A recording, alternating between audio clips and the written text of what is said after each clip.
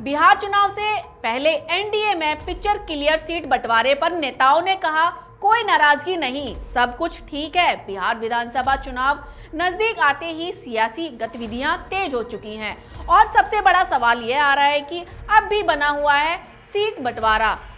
हाल के दिनों में एनडीए राष्ट्रीय जनतांत्रिक गठबंधन में सीट शेयरिंग को लेकर कई तरह की अटकलें सामने आई थी, लेकिन अब गठबंधन के नेताओं ने इस सभी चर्चाओं पर विराम लगाने की कोशिश की है। जेडीयू के राष्ट्रीय कार्यकारी अध्यक्ष संजय झा ने साफ शब्दों में कहा है कि मुख्यमंत्री नीतीश कुमार खुद हर चीज पर नजर रखे हुए हैं, एनडीए एकजुट है और उनके नेतृत्व में ही यह चुनाव लड़ा जाएगा। संजय झा ने विपक्ष पर हमला करते हुए ये भी कह दिया है कि विपक्ष जानता है कि वह चुनाव मैदान में साफ हो चुका है, इसलिए एनडीए में भ्रम फैलाने की कोशिश ना करें।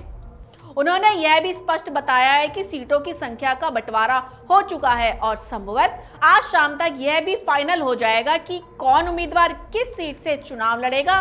और उधर बिहार के उप मुख्यमंत्री सम्राट चौधरी ने भी बयान देते हुए कह दिया है कि एनडीए के सभी घटक दलों के बीच कोई विवाद नहीं है, जल्द ही सभी नामों और सीटों का ऐलान होगा और हम मिलकर बिहार में एक बार फिर से प्रचंड बहुमत से सरकार बना पाएंगे। सियासी गलियारे में यह बयान इसलिए भी अहम है कि क्योंकि सोशल मीडिया से लेकर सड़कों तक बीते कुछ दिनों से तरह तरह की खबरें तैर रही हैं कि एनडीए में सीटों को लेकर खींचतान चल रही है, लेकिन अब नेताओं के बयानों से तस्वीर काफी हद तक साफ हो चुकी है।